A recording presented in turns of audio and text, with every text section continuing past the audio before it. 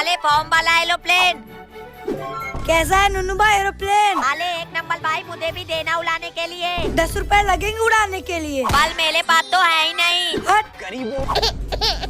अरे नुन्नू बेटा रो क्यों रहा है? पापा मुझे वो फॉर्म वाला एरोप्लेन चाहिए। अरे बस इतनी सी बात, उससे अच्छा एरोप्लेन तो मैं घर पर ही बना सकता हूँ, वो भी सिर्फ 2 रुपए में। 2 रुपए में? फिर मेरे लिए एक बना दो ना पापा। चल फिर राजा, अब होममेड एरोप्लेन बनाने के लिए हमें बस 2 चाय के कप को ले लेना है, फिर इन दोनों कप को उल्टे साइड से टेप की मदद से चिपका देना है, और अब इसके चारों तरफ रबड़ लपेटकर इसे छोड़ते ही ये देख। वो तेली ये तो सच में उड़ रहा है।